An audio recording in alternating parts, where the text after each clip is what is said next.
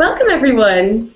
Thank you for coming to hang out with us today, and thank you for taking part in Shakespeare Week. We hope you have been having a fantastic time and have really gotten stuck into all the activities that Shakespeare Birthplace Trust have organised for you.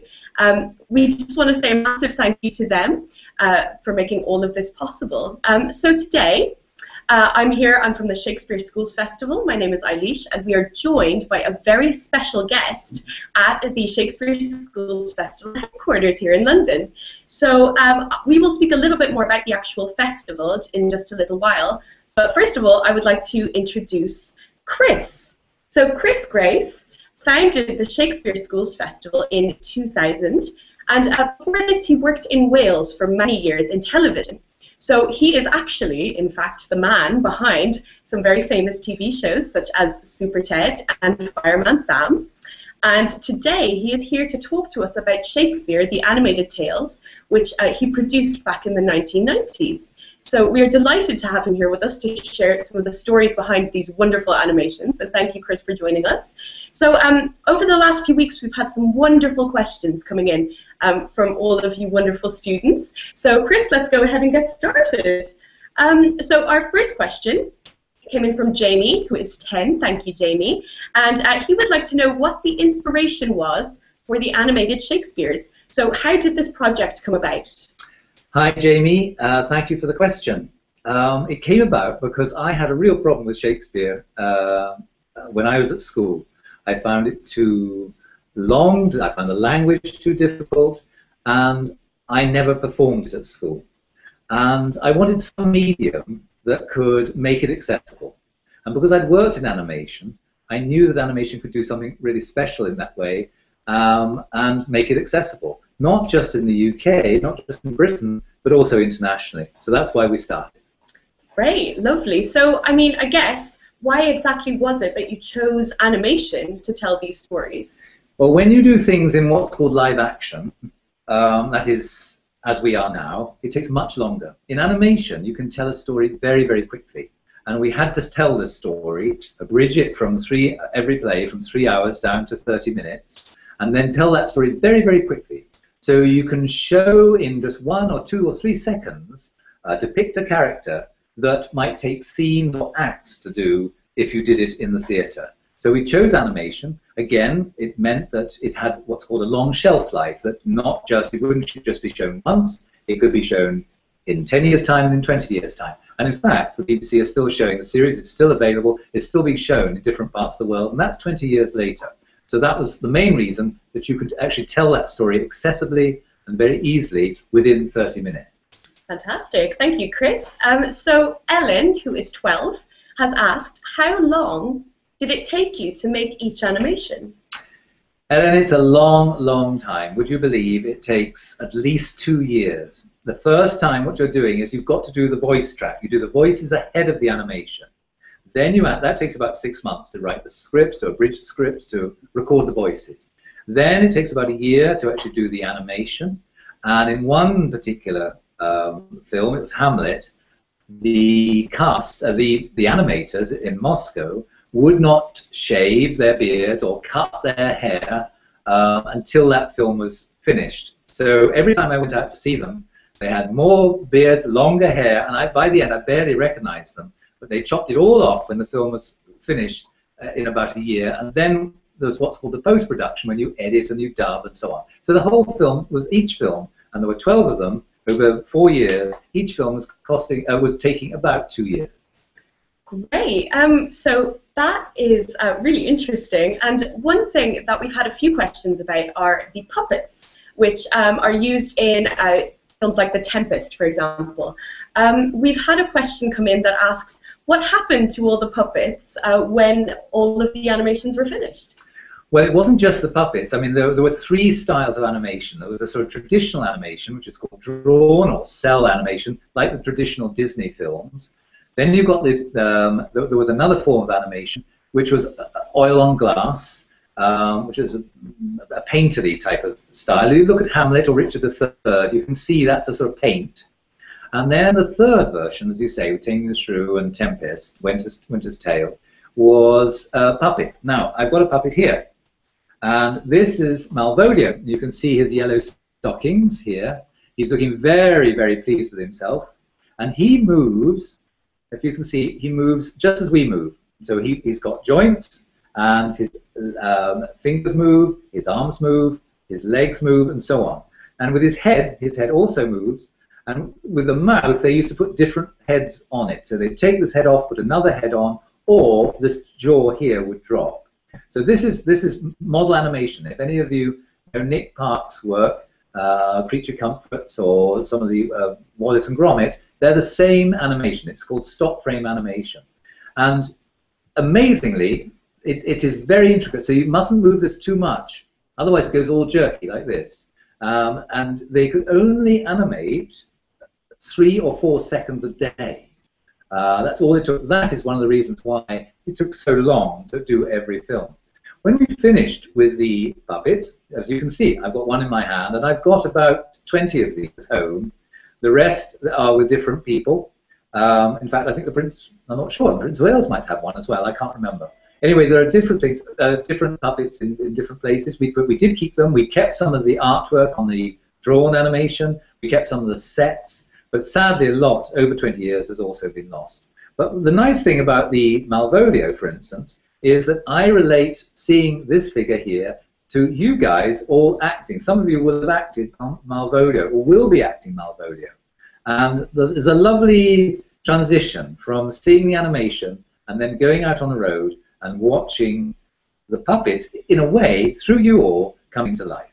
Fantastic. And I think that leads us nicely onto our next question, which is, so as you may or may not know, the animated Shakespeares were directly responsible for the birth of the Shakespeare Schools Festival, which was founded in 2000 by Chris himself. So we've had a question in from Independent Parent Magazine, which asks, what is this festival all about?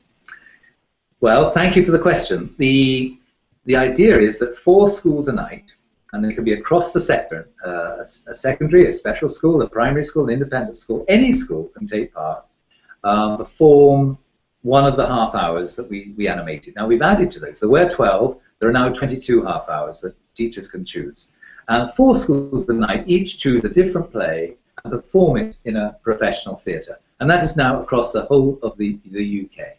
So, well, we had a question relating to this from Peters Hill School in Bromsgrove, thank you guys, asking how did this start? It started from the fact that once we'd done the animated films, we found that practically every school we were going to, secondary school we were going to, was using those 12 films as an introduction to Shakespeare. Thereafter, they might see the longer films, or preferably they go to the theatre and see the shows. But we found schools were watching them all the time. And then one day, a teacher rang me, this is about 14 years ago, and said, could we use your Macbeth and perform it in assembly? And that was the start of the festival, that idea that instead of you guys all watching the series, which I hope you do, but you could actually now perform them. What we didn't know was whether it would work. It's one thing to do it in animation, as I was explaining earlier. It's another if you do it in the theatre. You have to extend perhaps the narrative, you have to explain more. That meant, therefore, it's going to be longer than 30 minutes. That's going to give us problems and so on. But that's how it all started, the idea that instead of just watching it, you performed it. Great. So as some of you might know, if you've taken part in the Shakespeare Schools Festival, Chris often travels all over the country when the performances take place in the autumn, so that he can go and see maybe a performance in Bromley, in Bromsgrove, maybe in Northern Ireland. So he does meet a lot of people. And I've had a question, again from Peters Hill School, which asks, what is it like meeting so many people? Oh, it's wonderful.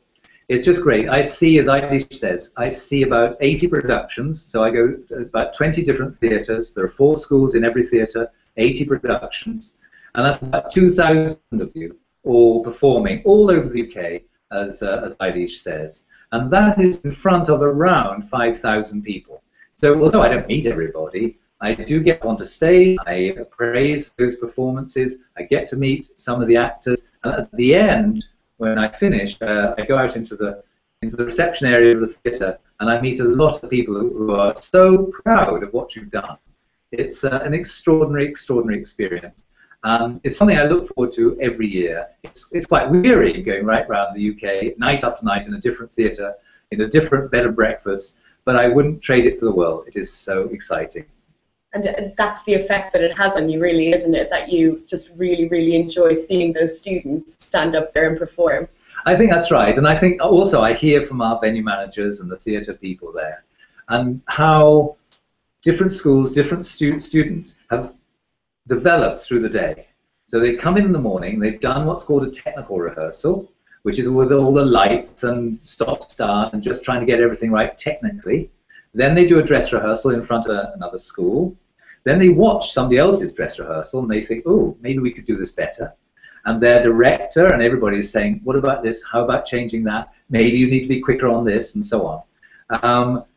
And by the end, when they come to perform, often there's been a huge, huge leap in the standard of performance. And that is really exciting. I also see schools that didn't think they could do Shakespeare. Shakespeare's not for us as a teacher, and then does it and finds, yes, it is for us. We can do it. And that's the pride in the teacher, in the pupils, in the parents, is something that really moves me. Right, lovely. So this is kind of related, and we've had a question in that asks, do the people who help at SSF love their job? And I think I can answer that one and say, I absolutely adore my job. And it's as Chris said, it's so nice getting to go around the country, see the amazingly talented performances come out of these schools from anywhere from Guernsey to Inverness. It is an incredibly fun job. It's a lot of work. It's a lot of students, as Chris said earlier, 1,350 schools this year. That's what 100,000 students have taken part since the year 2000. So it's just a really wonderful job. We feel like we are part of something really big, which is fantastic. And I may say you are, in the sense that we started with 8 schools in 2000. As you say, we're well over 1,000 schools this year. And now it is the world's largest youth drama festival. It has grown and it is still growing. Fantastic. So we've had some personal requests for advice from Chris, which is fantastic. We have a question again from Peters Hill Primary School in Bromsgrove. Have you ever performed in front of a big audience in a theatre? And do you have any tips for students who are about to get on stage? Yes, I have. Thanks for the question. It took me back to when I was about 18, and for some unknown reason I was in Italy, and for even worse reasons I was asked if I would be Thisbe in A Midsummer Night's Dream, and in front of a lot of Italian students, and there must have been about 1,000 people in that audience, and I remember being very frightened and very worried. But I also remember, and I'm not a good actor, believe me, I am not a good actor, but I did manage to get one laugh. And I do remember thinking, wow, is that what a laugh sounds like from 1,000 people? Even if there is an Italian laugh, it really set me up. What I also remember about that, and it's something that I'm aware of when I go around the country and see all these productions, the big, big thing for any of you when you're taking part, and you'll be told this again and again and again, speak slowly and project. If you speak very fast, we won't know what to say, you don't know anything. If you also don't project, if you're just talking to yourself, or if you're whatever, we're not going to hear what you say. And the worst is when the parents afterwards say, well, it was great, but I actually couldn't hear what they said. And that's the worst. So that's my tip. Speak slowly and project. Fantastic. Some good advice there, Chris. Thank you. So finally, our final question that we've had in is from Yasmine, who's in London. And she has asked, if you were a Shakespeare character, Chris, which one would you be and why? Right, that's an interesting question. I think I would like to be Bottom. And I think I would like to be him because he thinks he's a bit of an actor. He bosses everybody around on stage. So that's a good sort of person. And also he rather takes an eye for Titania as well. And so for all those reasons, and he also has a lot of fun. He makes me laugh. when all the productions that I've seen of him. I'd like to think I could do that. I think probably I might be better as Thisbe, but it's Bottom I would like to be. Fantastic, Chris. Thank you for that. So that was our final question. So thank you so much. Yeah, thank you. And just a reminder to you guys that you could still have the chance to play one of those characters. You could play Bottom if you wanted to. There are still a few spaces left to get involved in the Shakespeare Schools Festival in the autumn of this year. So teachers out there, if you're interested, please visit our website. The address is ssf.uk.com, or you can call us in the office on 0207 601 1800. We would be absolutely delighted to hear from you and get you involved in this fantastic festival. It is, I should have mentioned, the 450th anniversary of Shakespeare's birth, so it is a huge, huge time to be celebrating Shakespeare, and Shakespeare Week is a huge part of this, so do get in contact.